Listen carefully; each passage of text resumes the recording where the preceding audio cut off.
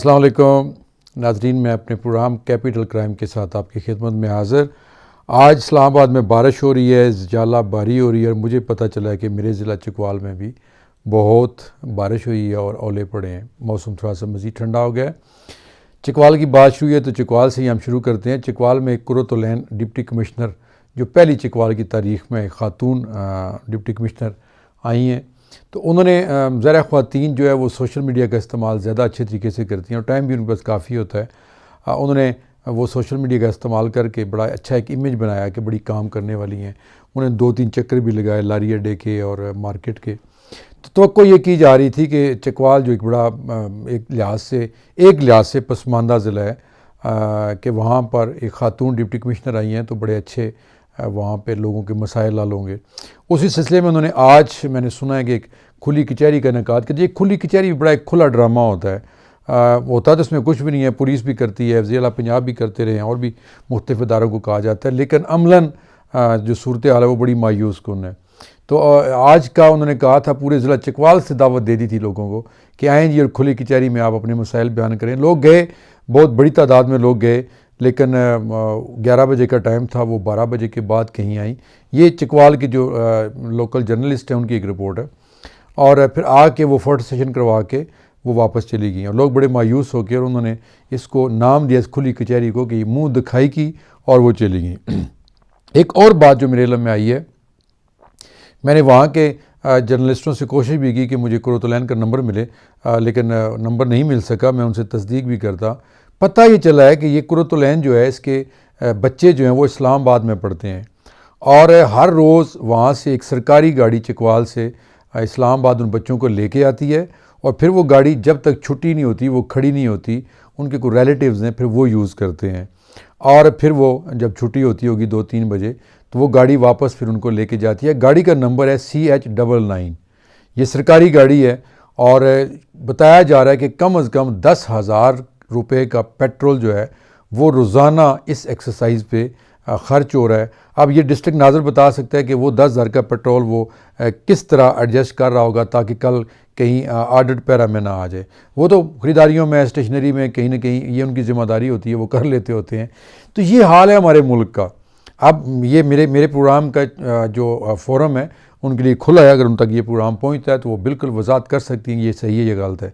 लेकिन मेरी इतलात के मुताबिक ये 100% दुरुस्त बात है और इस पे कमिश्नर जो रावलपिंडी है उनको नोटिस लेना चाहिए, जिन्होंने अभी अभी जनरल फैज़ के भाई नजफ़ हमीद, नायब तहसीलदार और कोई 5-6 और गिरदावर और वो जो पटवारी सस्पेंड किए हैं।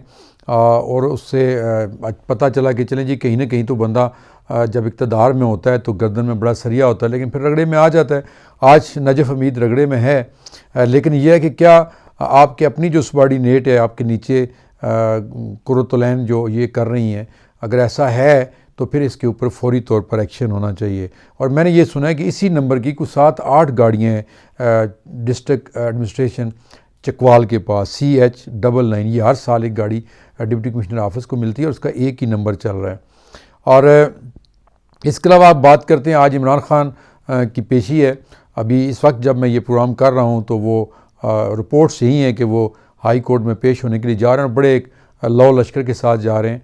ये भी एक बड़ी रूटीन बन गई हमारे यहाँ कि जब हमारा कुछ सियासी बड़ा अदालत में पेश होता है तो फिर पूरा एक जलसा यूँ समझ लें कि बहुत बड़ा जुलूस साथ लेके, यही नवाज शरीफ साहब करते होते थे जब वो पनामा में वो सारा इवेंट जो था वो मैंने ख़ुद भी कवर किया था हमारे दोस्तों ने इस्लामाबाद के अंदर। तो बहुत ज़्यादा तादाद में इनके जो कारकुन थे वो इधर उधर से लाए जाते थे, बाकायदा जो MNA MPA थे उनको टारगेट दिया जाता कि ज़्यादा से ज़्यादा बंदे लेके आएँ। उस वक्त भी आते थे। आपको एक वाक़या भी याद होगा कि एहसन इकबाल को वहाँ पे एक जो रेंजर का सूबेदार था उसने भी रोक लिया था एक दफ़ा। तो ये होता रहा है। इसी तरह जब शेख रशीद अभी पिछले दिनों जेल से रिहा हुए तो तब भी बहुत बड़ी तादाद में लोग पहुँच गए और जिस तरह की वो लैंग्वेज यूज़ करते हैं, खैर वो उनका एक मखसूस अंदाज़ है, वो सियाट नहीं पा रहे हैं। उन्होंने इसी चक्कर में एक सहाफ़ी और उसके चैनल को भी कहा, लेकिन फिर उनको बहुत कुछ सुनना भी पड़ा इसके बारे में, क्योंकि सहाफ़ी तो नहीं सुनते और चैनल वाले तो नहीं सुनते। सियासतदानों को तो जो मर्ज़ी आप कहते रहें वो सुन लेते हैं, क्योंकि दोनों एक दूसरे के कपड़े, गंदे कपड़े जो होते हैं वो चौकों में धोने के आदी हो चुके हैं। तो आज इमरान खान पेश हो रहे हैं, उठाएं इमरान खान को, पकड़ें और जेल में डाल दें। और बिल्कुल डाल देना चाहिए, क्योंकि उसके जराइम जो हैं वो बकौल मरीम नवाज़ के वो नाकाबिले माफ़ी हैं। वो सलीम साफ़ी चूँकि उनका पसंदीदा एक जर्नलिस्ट है, वो इंटरव्यू कर रहा था, 2 किस्तों में इंटरव्यू किया।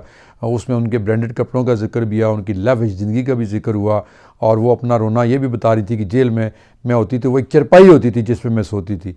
शुक्र करो मरियम बीबी के सी क्लास में तुम्हें चरपाई मिली हुई थी, वरना जेल में तो अगर तुम्हें पता हो तुम्हारे अब्बा जी के दौर में या तुम्हारे चाचा के दौर में, और उससे चूँकि 30-35 साल तुम लोगों का यहाँ पे रूल रहा है, जेल के अंदर सी क्लास का मतलब होता है कि फ़र्श के ऊपर लोग पड़े होते हैं और बिल्कुल नंगा फ़र्श होता है। अपनी चटाई को मिल जाए उनको तो ठीक है, वरना फ़र्श के ऊपर होते हैं, चरपाई नहीं होती वहाँ पर। आप कह रही हैं मुझे बड़ी अच्छी नींद आई है, तो वहाँ पे सी क्लास वालों को भी चरपाई मिल जाए तो ऐसे ही होगा जैसे सरीना का या मैरियट का कोई बेड हो। तो आप बड़ी लकी थी कि आपको वहाँ पे चरपाई मिली। लेकिन अब आप चूँकि कहती हैं कि इमरान खान के जो जराइम हैं वो नाकाबिले माफ़ी हैं और उनको तो ये भुगतना पड़ेगा। आपके अब्बा जी और आप भी कहती थी कि जनरल फैज़, जनरल बाजवा और इन सब को भी भुगतना पड़ेगा, उनको तो क्या भुगतना पड़ेगा। लेकिन सियासतदान जैसे आप लोग भुगते हैं तो अभी इमरान खान की बारी है, कल फिर आपकी बारी होनी है, तो ये शायद इसी तरह चलता रहेगा। लेकिन पाकिस्तान के मसाइल जो हैं वो जूं के तूं रहेंगे, उसकी तरफ ना आप तवज्जो देंगी क्योंकि आप मुस्तकबिल की प्राइम मिनिस्टर के तौर पर लॉन्च हो चुकी हैं। बिलावल की भी यही ट्रेनिंग हो रही है, यही एक्सरसाइज चल रही है कि आने वाले जो साल हैं उसमें आपकी बारियां लगनी हैं। आपका अपना बेटा तो जुनैद जो है वो बिज़नेस में, आप ख़ुद कह रही हैं कि हमने चूँकि खाना भी है, हमने चलाना भी है मुल्क, तो अपने बेटे को आपने बिज़नेस में रखा हुआ है। आपने कहा कि नहीं, मैं नहीं चाहती कि अभी वो सियासत में ना आए, लेकिन फ्यूचर में वो भी आएगा ज़ाहिर है, क्योंकि ये नस्ल दर नस्ल जो है ये अब विरासत बन गई है। अब नवाज़ शरीफ ख़ानदान के अलावा शायद खकान अब्बासी या इसाक डार तो आपकी फैमिली का मेंबर है, लेकिन ख्वाजा साद रफ़ीक या ख्वाजा आसफ या कोई और मुस्लिम लीगी इस काबिल नहीं है कि वो पार्टी की कमांड संभाल सके या उस पोजीशन पे आ सके जिस पे आप आ गए, क्योंकि आप तो नवाज़ शरीफ की बेटी हैं माशाल्लाह। और आज इमरान खान चूँकि पेश हो रहा है, आप कह रही थी कि वो ज़ुमान पार्क में छुप के बैठा हुआ है, अभी मुझे नहीं पता, अभी जो खबरें चल रही हैं उसके मुताबिक यही है कि वो लाहौर हाई कोर्ट की तरफ चल पड़ा है। लेकिन क्या ही अच्छा होता कि आप अपने अब्बा जी को भी बुला लें, क्योंकि वो कन्विक्टेड हैं।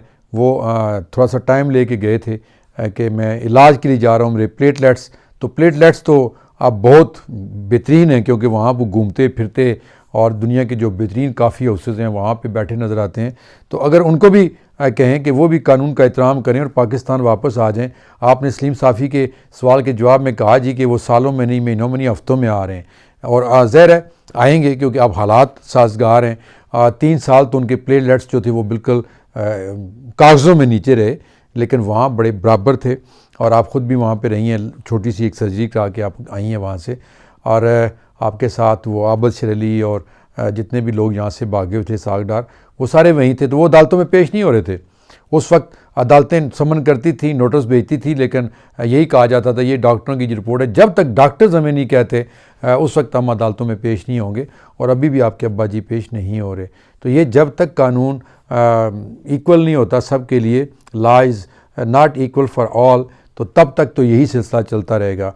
क्योंकि आप इस वक्त पार्टी की एक सीनियर नायब सदर, या आप यूँ समझ लें कि फुली कमांड है आपके हाथ में, तो आप बहुत कुछ कह सकती हैं, बहुत कुछ करवा सकती हैं। और बड़ी शदीद तनकीद की आपने मुख्तलिफ इदारों के ऊपर। अभी जनरल फैज़ का फिर अब नाम ले रही हैं, लेकिन उनका नाम आप लेते हुए आप बिल्कुल घबराएंगी जो इस वक्त आपकी सपोर्ट कर रहे हैं। और ये उन्हीं की सपोर्ट की वजह से कभी इमरान साहब अंदर होते हैं और कभी आप अंदर होती हैं, और इक़्तिदार भी इसी तरह एक बना हुआ है, एक दूसरे की बारी बनी हुई है। लेकिन ये कब तक चलेगा? ये जो 22 करोड़ लोग इस वक्त सिर्फ अल्लाह की तरफ देख रहे हैं, ये जो महंगाई का तूफ़ान आया है आपके 10 महीनों में, इसको कौन एड्रेस करेगा? ये तो अल्लाह जानता है। क्योंकि जिस मुल्क की एक डिप्टी कमिश्नर अपने बच्चों को चकवाल से इस्लामाबाद भेजती हो और 10,000 रुपये का सिर्फ पेट्रोल उनका वो उस पर ख़र्च होता हो, और एक सरकारी गाड़ी जो है वो उनके रिश्तेदारों में इस्तेमाल होती हो।